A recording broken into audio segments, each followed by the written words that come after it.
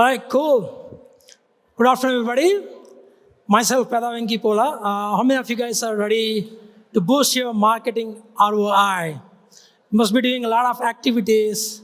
Today, we're going to talk about how you could actually boost up your all the efforts. Well, quick introduction of myself. I am Peda Venki Pola, currently serving as co-founder, CTO of OneShot. My quick background, prior to OneShot, I actually built a lot of products at Salesforce.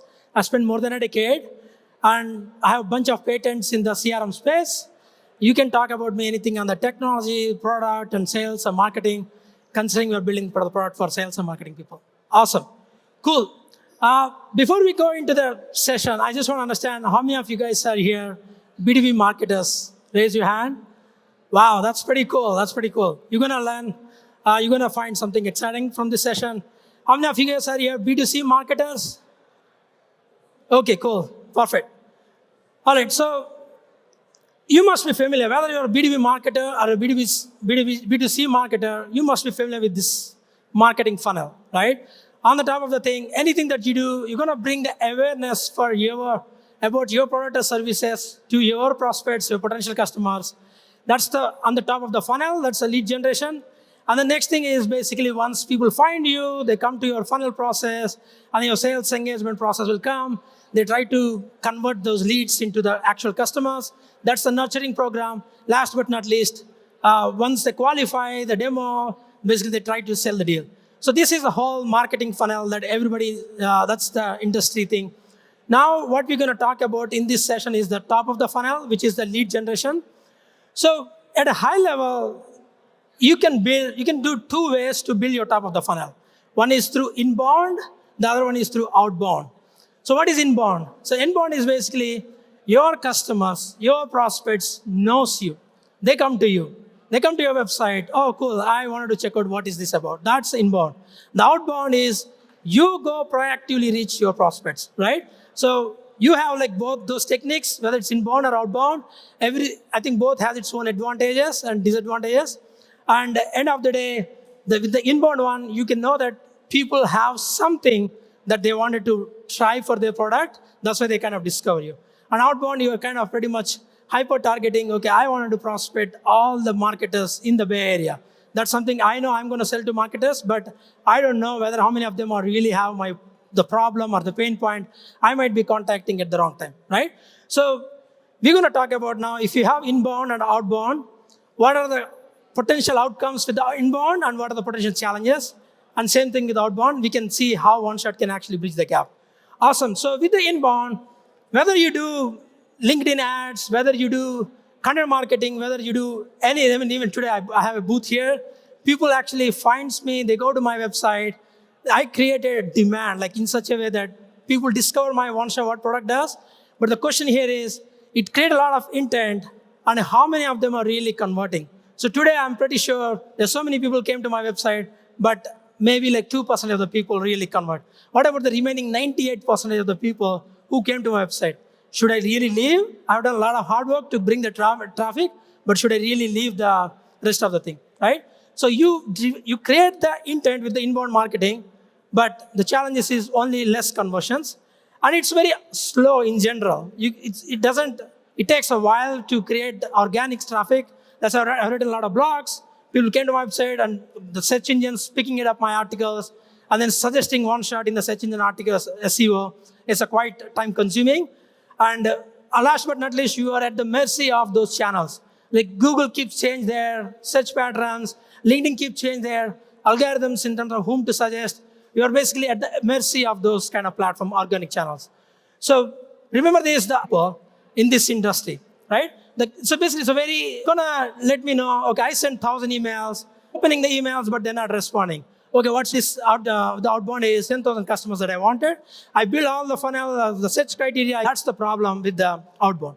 And it's very hard to scale if you wanted to reach all of these people. And last but not least, this is where people do more quantity and less of a quality. So you have the challenges with inbound and you have the challenges with outbound. Now, the question is not versus, it's actually and. Are you really doing inbound and outbound together to actually make a larger impact for your business? So this is where OneShot can help you. It starts with intent-based prospecting. By that I mean to say, all your marketing efforts that is actually creating the demand, that is creating, so there's a good set of intent out there. Now I'm going to combine the outbound, further narrow down, do research, basically combine the inbound with outbound. That's the thing where we offer with the OneShot. So this is the quick benefit. You're going to convert all your intent data, take your intent data, and then out of them find your potential customers. Then approach to prospecting. It's not like a spray and pray. You must be familiar. All the marketers know that. You drive the demand. There's a lot of droppages happening, right? They don't actually, that's the problem. Now, as a marketer, you can actually control your destiny to take it to next level by using the AI prospecting platforms like OneShot. Okay? So this is the good one. Like intent is your friend. When I say with the cold outbound, you're reaching the people for which they might not even in the market. They might not be looking for a solution, but you are actually pestering on them. Then you're going to get more conversion. So you can actually classify the intent into first-party data and then come to your website. Maybe I was just Googling. I was Googling for AI prospecting platform in the internet. And then they come to the article. They read about it, but they never visited my website. Now what I'm going to do? Basically further do the outbound prospecting. So that's a good one with the clear. These are the 5 steps. In 5 steps, and once you find the list of those ICP, the people which are really tailored for your products and services. And then third thing is, you got to do research. If you're a salesperson, you meant to do research about your buyers. So how many times you must have got an email, "Hi Venki, how are things going on? I would like to sell same automation tools," and they reach, and then the buyers basically get pissed off and nobody is going to respond. So with that, you are actually damaging your corporate brand as well as you're burning the actual lead itself. Why don't you do a proper research? Why don't you see if it really makes sense for your product or services? Then do a proper outreach. And the fourth, actually outreach me, "Hey Venki, I saw that you're actually speaking at a user conference." Yes, good, it's personalized. Basically the seller really know that they have done some research about me. But now guess what? They might on the buyer side take all the data elements, use the prospecting researching tool like us, and they create compelling, hyper-personalized message. Last but not least, then do multi-channel outreach. Cool, now I'm going to talk about the full people that came to my website. If I go to this, let's say, for example, I'm going to remove all the filters, and I go to include account list.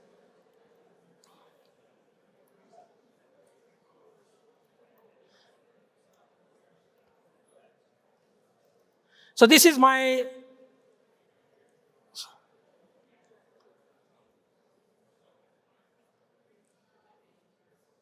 Is the internet is working? Check. Okay, cool. Awesome. So these are my visitors. Now, let's say if I go to the accounts, within those, if I go to include account list and website visitors,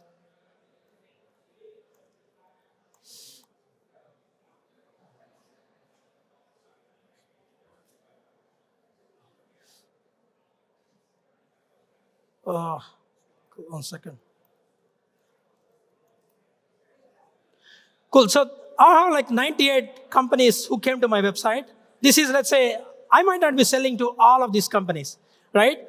I want to make sure that I actually prospect the companies for which I am really interested within those companies.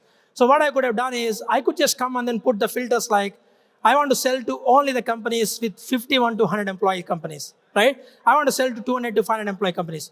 What you're doing is, today, after this session, probably I could get visitors, and maybe I might not be able to sell. Now I'm actually narrowing down to my ICP. Perfect. So now, once I figured out my list, now I could just start finding the people within those accounts. So that's what I've done. Like the website visitors is the Uber market list that my marketing team has given. Now this is the company size filters I have put together. And then on top of it, I'm going to put some more filters around. I actually sell to VP of marketers, VP of sales professionals. I put these job titles. Then I'm going to put like seniority. So basically, in a couple of clicks, I build together a list of all 344 people for which I can actually potentially outreach. They are in the market. They have shown some interest to my business. Now I'm actually reaching out to them. There is a reason that why I'm reaching out rather than the cold outreach. Okay, perfect. Now once I find these people, now I want to make sure I want to outreach them. So what I could do out of these 300 people, so I could go back. So now let me contact, let's say 1,000 people. Let's say out of them, I want to contact 10 people. I go back here. I'm going to do a campaign. This is the bit. This is the research that you have to do about your prospects. I want to make sure my sales team go to their LinkedIn data, go to their company website, go to their Google News. You have to do this research about your prospect and see anything that you're going to find something personalized that you could mention in your outreach. Also try to relevant for your product and services. So this is the multiple research data points. And once you select these, you can now start putting together hyper-personalized sales messages. So what I've done is, I added this person called Alex from the company UiPath. So I put together this hyper-personalized cold email. It's saying that, hey, I read up your UiPath's impressive stake at robotic automation, a testament to your work. And then I'm actually mentioning about what product that service I'm selling. To put together this kind of email versus, hi, first name, how are things going on at your company? Now this is backed by a completely AI prompt. So we have built a prompt engine in our platform. Our customers can actually, out of the box, based on the seniority, based on the size, you get the out-of-the-box prompts, which are tailored for the channel. Right now, I'm saying that I'm writing a prompt. You're writing an email to first name. Make sure it follows the 80 to 70 words, and make sure the line 1 is this, line 1 is this kind of personalization, line 2 is this kind of personalization, line 3 is this. How many of salespeople right now you have seen like, hi, first name, how are things going at your company? I want to sell. Versus that kind of email to this fully personalized email, it's backed by full prompt. If you actually take a look at this uses AI prospect AI prompt. Now the master research prompt is saying, I can go to my LinkedIn research. It's going to say, go to getting all this data about the person from all the public sources, and then using AI to synthesize a prompt within a prompt. This is all fully, use these prompts to write emails, to write LinkedIn messages, you can send an email on day 1. I can send another automatic email. More importantly, it's basically making sure it is relevant for the buyer. And today, mail servers are very, very smart. You're going to send the same message to hundreds of people. They look at are you going to do all the hard work? Every channel has its own regulations and outreach channel system. We're going to make sure we help our customers to do right account message, hyper-personalized research message, and then the right channel. Now, I may not be so active in LinkedIn. Some buyers might be active in email. Make sure you tap the potential buyers into the right channel. And the last but not least, talk and then do all the scientific approach. Right? You can connect me over LinkedIn. I'm happy to do any demo. So for the people that comes to the show, we're actually offering the free chat, and if anybody have any questions. Thanks, everyone. Appreciate it.